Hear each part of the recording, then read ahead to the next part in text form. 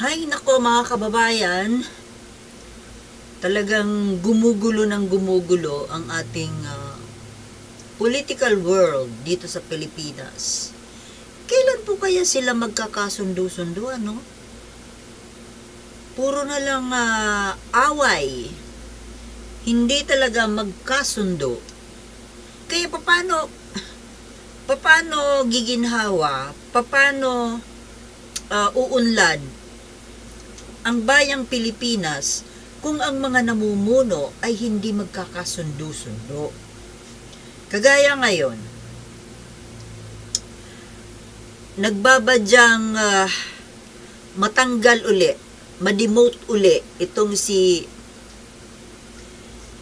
little girl Gloria Macapagal Arroyo. Bakit? Di ba na-demote siya, kailan yon? Nung Mayo ba yun? Na-demote siya from senior deputy speaker to just an ordinary deputy speaker. Ngayon na naman, mukhang mawawala na naman sa kanya ang posisyon na ito.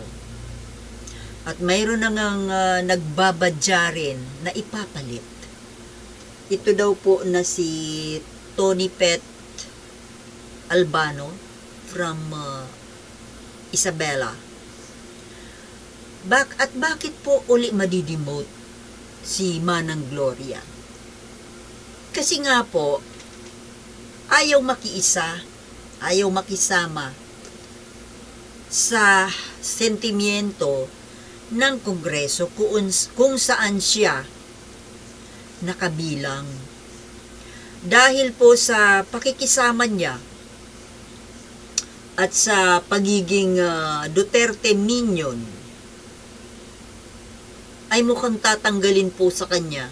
Pinag-uusapan na i-demote siya ulit.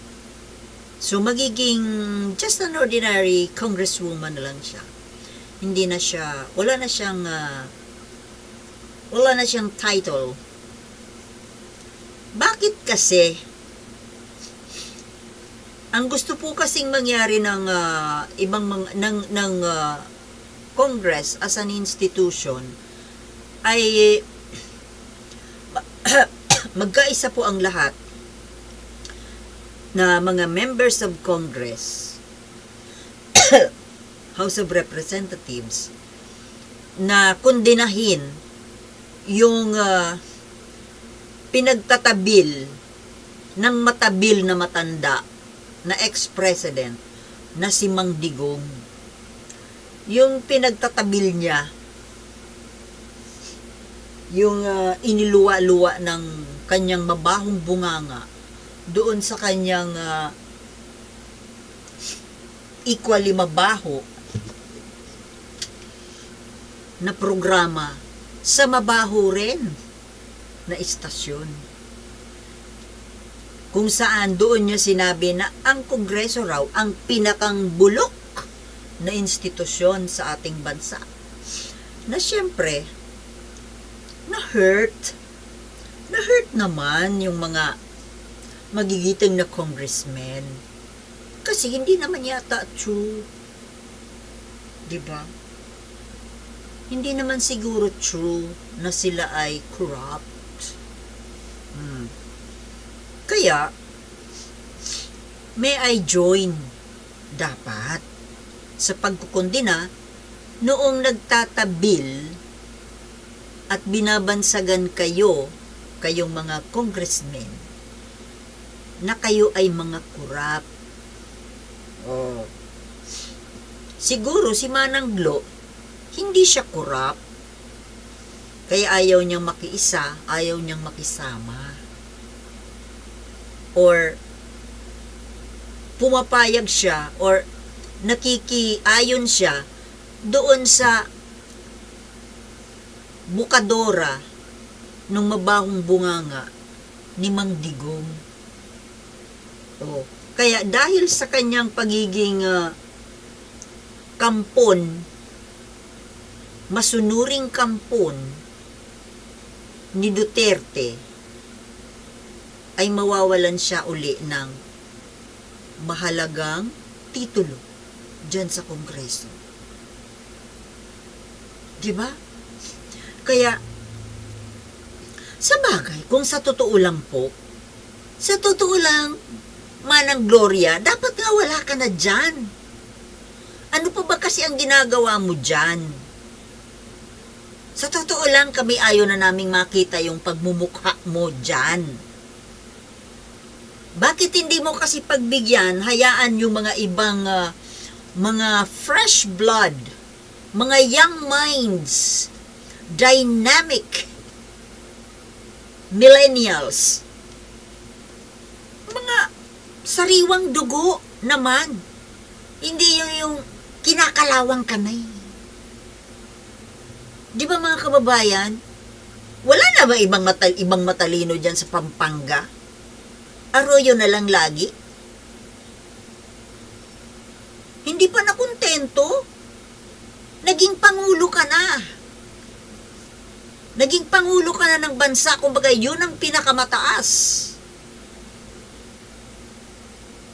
Naabot na yung pinakamataas, bumaba pa ng ilang steps. 4. Bakit? Hindi ka napapagod? Walang kapaguran o walang kabusugan? Sus naman, mayaya naman kayo, oy. Marami naman po ang gustong tumakbong representative. Hindi lang kayo. At baka mayroon dyan na gustong tumakbo na mas malinis. Mas malinis ang kalooban, mas may magandang balak para sa bayan.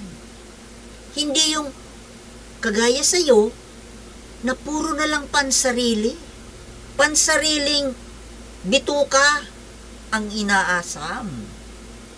Di ba?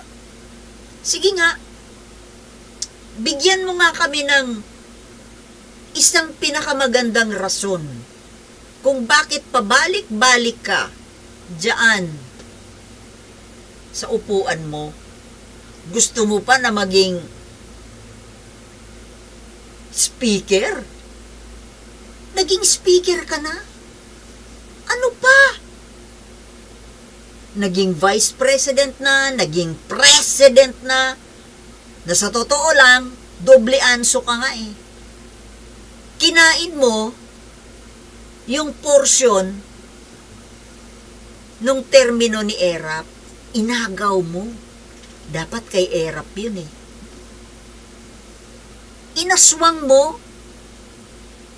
Tapos, umabot ka ng 10 taon ba o 9 na taon?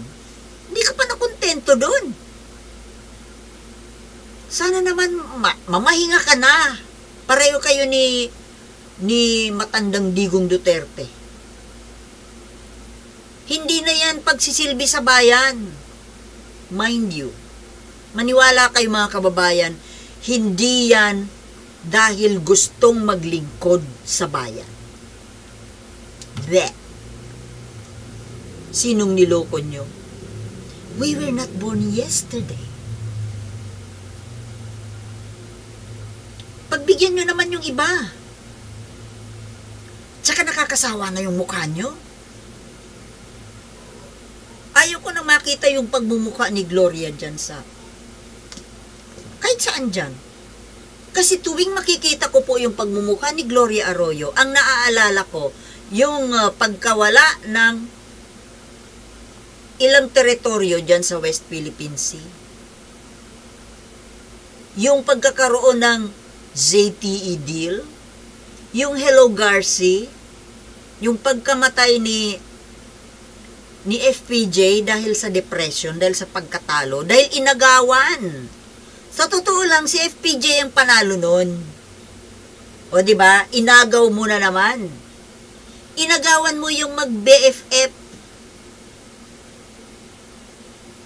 Nabisaya na tuloy ako. Yung mag-best friend, parehong inagawan mo ng posisyon. Kaya wala kang kabusugan eh. Para kang yung Ano ba ang hayop na walang kabusugan?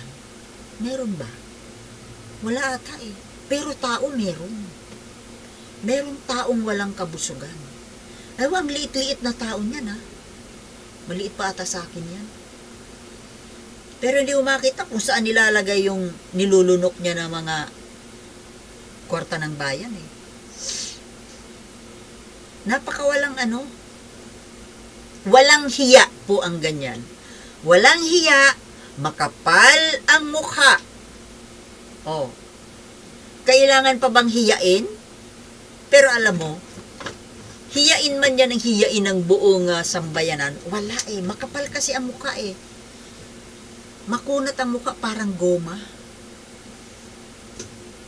Pareho sila ni Duterte. Kaya kita mo, mag-BFF, magkakaibigan. Di ba may kasabihan? Tell me who your friends are, and I will tell you who you are.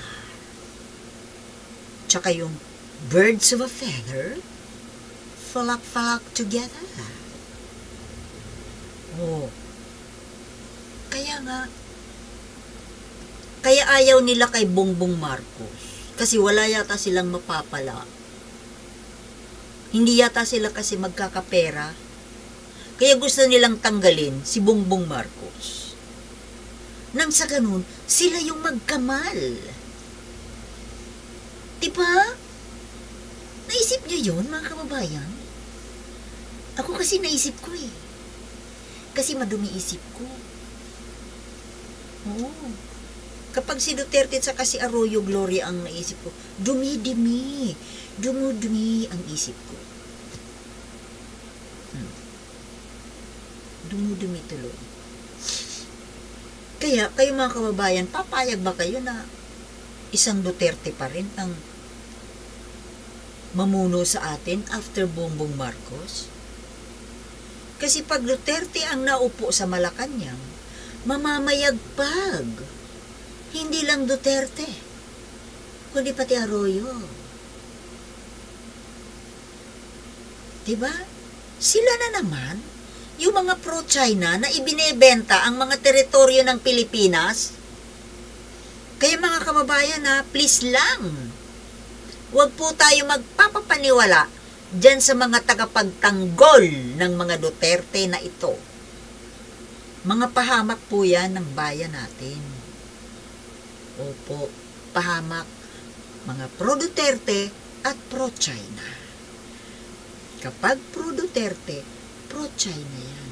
Kapag pro-China at pro-Duterte, anti-Pilipino. Positive and positive equals negative, di ba? Pata sa math. Kaya, maging matalino tayo mga kababayan. Paano tayo maging matalino? Paminsan-minsan, lalagyan natin ng dumi ang ating utak. Kasi pag puro tayo kalinisan ng utak natin, hindi natin makikita yung mga dumi. Di ba? Dumi attracts dumi. Gets nyo? Natatawa lang po kasi ako dito sa background ko. Magulo pa talaga masyado ang aking kwarto. Magpapalit ako ng gamit. O alam niyo sa ngayon, natutulog ako dito sa sahig. Kaya bumili ako ng pangsapin at bumili ako ng bagong unan. Mga 1 week pa siguro, maaayos na ito. Maglalagay ako ng magandang lighting. Tapos, yung aking, meron ako nito, kaso hindi ko alam kung paano isasalpak. Actually, bumili na ako pangalawa na itong mas advanced dito yung binili ko ng V8 sound card. Kaso hindi ko alam paano aralin ko pa sa YouTube. Yung kasing kaibigan ko na technician ini-etching lang ako So mga kababayan, please lang po maging matalino tayo. At paminsan-minsan, Okay lang na maging marumi ang pag-iisip. Di ba? Kasi kung lagi tayong malinis ang pag-iisip, hindi natin makikita ang dumi ng mga marurumi. Okay? Hanggang dito na lamang po kasi maaga akong matutulog dahil marami akong gagawin bukas. Maghahanap ako ng wallpaper at saka bibili ako ng mga bagong lighting. Okay? So, see you in my next vlog mga kababayan and thank you for watching. Okay? I wish you peace. Peace in the universe.